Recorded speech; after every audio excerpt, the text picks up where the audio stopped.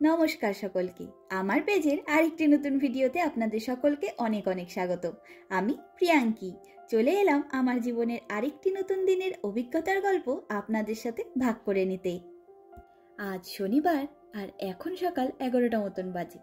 আমরা এলাম সারা সপ্তাহের বাজার ঘাট সেরে।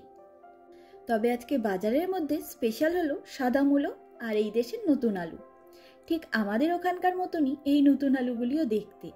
আমি তো আলুগুলোকে দেখেই ভাবলাম বেশ একবার জমিয়ে আলুর দম খাওয়া যাবে। যদিও জানি না এদেশের নতুন আলুর স্বাদ আদৌ বিশেষ কিছু হবে কিনা। আমাদের ওখানে শীতের সময়টা বাজারে নতুন আলু উঠলেই সবার আগে আলুর দম খাওয়ার কথাই মনে পড়ে যায়। তবে জানেন, এখানে মুরগির ডিমের মধ্যে এক্সপায়ারি ডেট তো থাকেই, আবার ডিমের সাইজও দেওয়া থাকে, স্মল, মিডিয়াম আর লার্জ। ভাবুন খালি কাণ্ডটা। আমি দেখে অবাক হয়ে গেছি। ডিমের সেকশনটা সৌভিকই যায়, আমি এতদিন খেয়ালই করিনি। আজ দেখছি লার্জ সাইজের ডিম এনেছেও। এছাড়াও সারা সপ্তাহের জন্য যা যা লাগে, সবজি, দুধ, চিকেন, বিস্কুট, সেগুলি তো এনেইছি। তবে এবারে একটা স্যালাডের প্যাকেটও এনেছি। এখানে স্যালাডের জন্য যদি আলাদা আলাদা করে সবজি নিয়ে আসি, সেগুলি খেয়ে আমরা শেষ করতে পারি না। কারণ আমরা তো রোজকার খাবারের সাথে এসব স্যালাড খাই না, এগুলি ওই র্যাপ, স্যান্ডউইচ এসব খাওয়ার স্যালাড। তাই সব সবজি মিশানো স্যালাডের প্যাকেটটাই নিয়ে এলাম।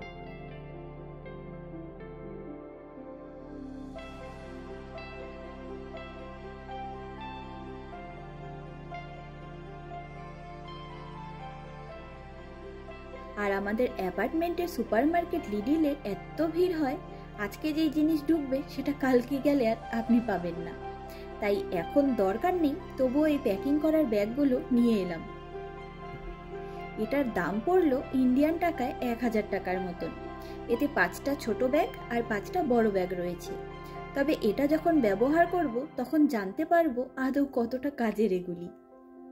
আর আজকে এই টমেটো ফ্লেভারের পুচকে টোস্টগুলি নিয়ে এসেছি। দেখুন, এগুলি যেমন ছোট্ট তেমনই মিষ্টি দেখতে, তাই না? তবে খেতেও ভারী সুন্দর, বেশ চটপটে স্বাদের এগুলি।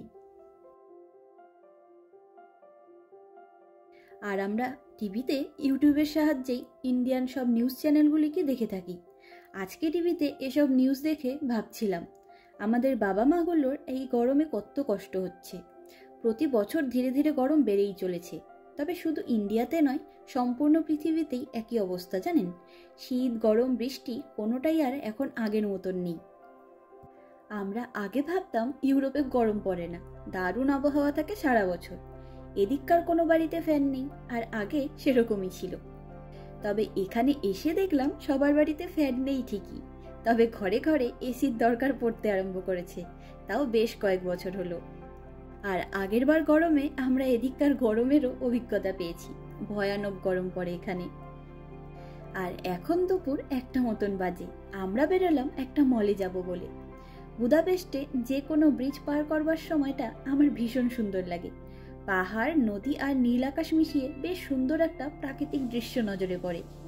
আমাদের দেশে শীতের সময়টা এত সুন্দর আর রঙিন দেখে অভ্যস্ত আমরা, কিন্তু এখানে এসে ঠান্ডার কয়টা মাস প্রায় চারদিকে শুধু পাতাঝরা বাদামি গাছের ভিড় দেখে চোখের সাথে সাথে মনটাও বিষণ্ণতায় ভরে যেত। তাই প্রায় 4-5 মাস পরে যখন নতুন করে চারিদিকটা আবার সবুজ হতে দেখি, তখন মনটা ভীষণ ভালো লাগে।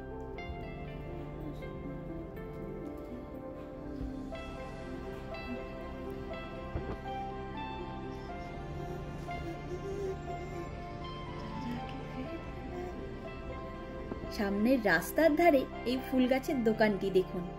উফ, আমার তো ভীষণ ভালো লাগে নানা রকম ফুল দেখতে। আর একত্রে এত ফুল, আর সামনের এই সাইকেলটি যেন একটা দুর্দান্ত ফ্রেম সৃষ্টি করেছে, তাই না?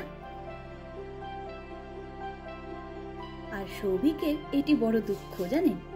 ও নানা রকম বই পড়তে এত ভালোবাসে, কিন্তু এখানে সব বইয়ের দোকানে হাঙ্গেরিয়ান ভাষার বই পাওয়া যায়, ইংলিশ ভাষার বইয়ের কোনো অপশনস নেই।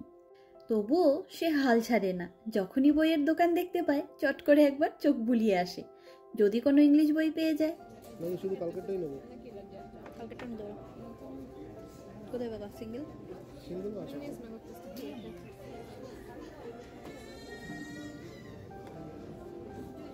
সিঙ্গেল ছোট গিলাস, বড়টা নেই। আমার এটা নেই, এটা তোর এইটা ভালো লেগেছে তো, এই হাতে ডাকা দিয়ে রঙিন। হ্যাঁ, এটার মধ্যে কালকের ওটাও আছে প্লাস এটাও আছে। এটা সামার কালেকশন না তো? ও সামার কালেকশন হ্যাঁ। ডায়মন্ডের দা সামার আর নর্মাল। নাও। এটা আছে, আর কোনটা আছে?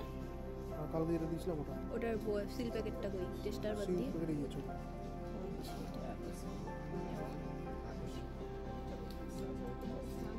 আর আমাদের দেশে আমরা মধ্যবিত্তরা যেমন ম্যাক্স কিংবা ট্রেন্ডসের থেকে কেনাকাটা করতে স্বাচ্ছন্দ্য বোধ করি, এদেশে সেরকমই হলো H&M আর জারা।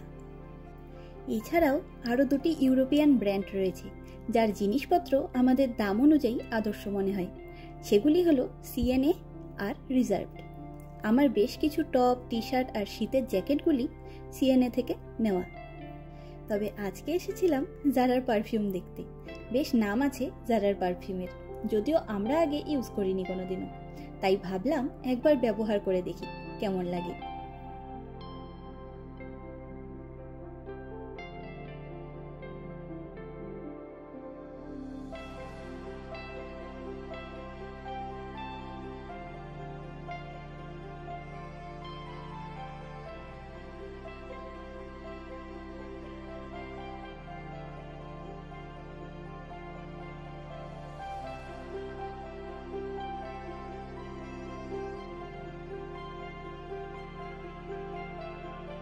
যাই হোক, আমরা সেই মল থেকে বাড়ি ফেরার জন্য ট্রাম ধরে রওনা হয়েছিলাম, কিন্তু অক্টোগন ট্রাম স্টেশনে ট্রামটি থামতেই দেখলাম কয়েকশো লোকের ভিড় এখানে, তাও আবার সাইকেল নিয়ে।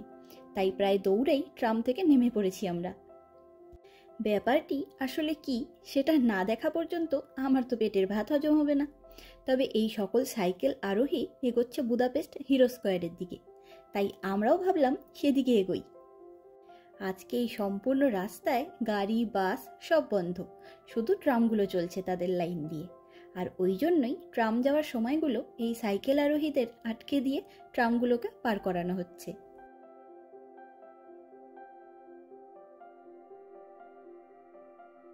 আর মাত্র 10 মিনিটের মধ্যে আমরাও পৌঁছালাম অক্টোগন থেকে মেট্রো 1 ধরে হিরো স্কোয়ারের সামনে। আর এদিকটা দেখুন কত লোক, এখানে একবারের সিগন্যালের পরে প্রায় কয়েকশো সাইকেল আরোহী পার করছেন এই রাস্তাটায়, আর এভাবে প্রায় আধা ঘন্টা ধরে চলছে।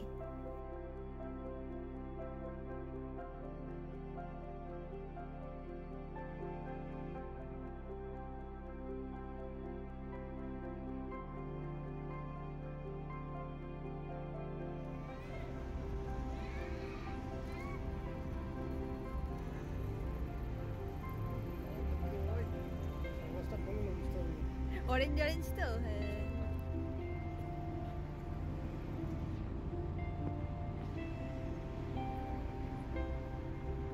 আর রাস্তার পাশে দেখা পেলাম একটা বাড়ির সামনে এই গোলাপ বাগানের। কি অসাধারণ সুন্দর সব গোলাপের রঙগুলি দেখুন। এটা আমার বাড়ি হলে আমি তো সারাদিন বাগানেই বসে থাকতাম। সম্পূর্ণ হিরো স্কোয়ার জায়গাটি এমনিতেও ভীষণ সুন্দর, তার মধ্যে এত সুন্দর ঝকঝকে রোদ পড়ে আরো বেশি ভালো লাগছে চারদিকটা।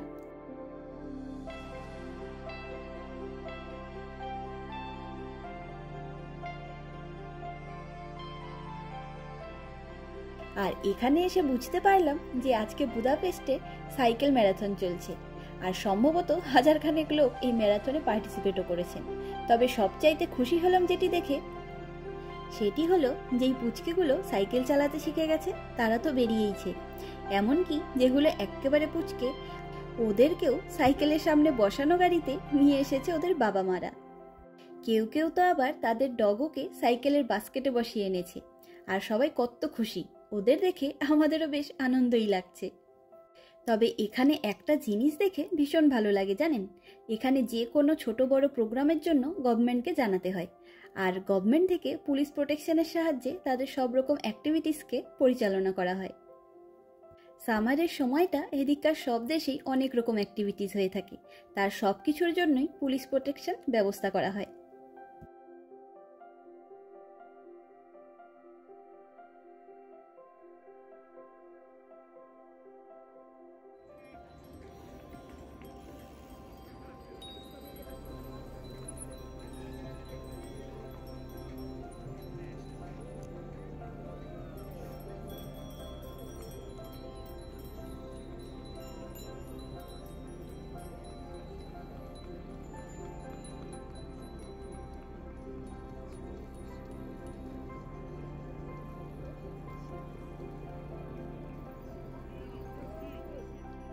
আর কদিন পরে এই রাস্তা দিয়ে আমাদের রথযাত্রার প্রসেশনও আসবে।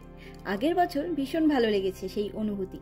এবারে যদি সুযোগ পাই তবে অবশ্যই সেই অভিজ্ঞতা আপনাদের সাথে ভাগ করে নেব।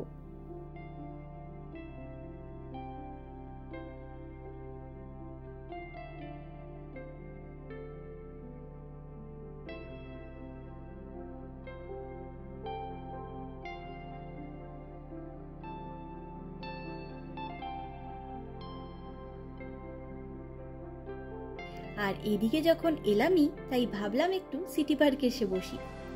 ও বাবা, কিছুক্ষণ বসতে না বসতেই দেখি যেমন হাওয়া দিতে আরম্ভ করলো তেমনই মেঘও চলে এলো, আর এই বড় বড় ফোঁটা সহ বৃষ্টিও আরম্ভ হয়ে গেল। তবে অনেকক্ষণ ধরেই বেশ ঠান্ডা লাগছিল, তাই রোদে রোদেই ঘুরছিলাম। কিন্তু এবারে আর থাকা যাবে না বাইরে, আমরা কেউ লং জ্যাকেটও পরে আসিনি আজ। ভেবেছিলাম দুপুর দুপুরেই তাড়াতাড়ি বাড়ি ঢুকে যাব।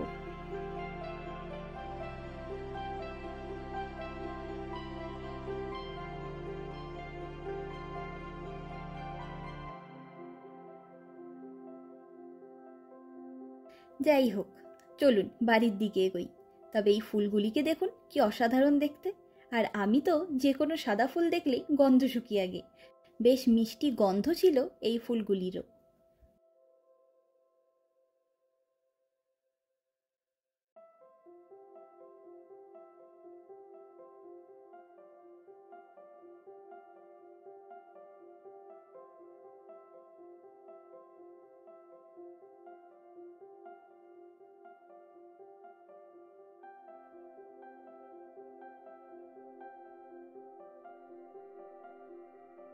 আর আমরা এখন নিজেদের পাড়াতে পৌঁছে গেছি। আর বাইরে এরকম হাওয়া দিয়েছে হুট করে যে হাত পা সব ঠান্ডা হয়ে গেছে আমার, আর নাক কান জ্বলছে সমানে। তাই সৌভিক বলল, তুই আগে একটু হট চকলেট খেয়ে নে, তারপর বাড়ি ঢুকবো। তাই আমাদের পাড়ার পুন্টো ক্যাফেতেই চলে এলাম। সৌভিক গেল ড্রিঙ্কসগুলো অর্ডার করতে। ততক্ষণ চলুন আমরা এই ক্যাফের কেকের ডিজাইনগুলো দেখে নিই। এই ক্যাফেটায় দারুণ সুন্দর সুন্দর কেক বানায়। ওপরে তার ডেমো ডিজাইন রাখা রয়েছে। যদিও এগুলো সবই ওয়েডিং বা বার্থডে পার্টির জন্যই, তবে দেখতে ভীষণ সুন্দর ডিজাইন এগুলির। আর আমি একটা পেস্ট্রি আর হট চকলেট নিলাম, ঠান্ডা লেগেছে বলে। আর সৌভিক নিজের জন্য সরবেট আর লেমনেড নিয়ে এলো। আমি গরম জিনিস খাচ্ছি আর সৌভিক ঠান্ডা জিনিস। কি অবস্থা! আমার আসলে এই আবহাওয়ার হঠাৎ বদলটা মানিয়ে নিতে কিছুটা সময় লাগছে। হুট করেই ঠান্ডা লেগে গেছে।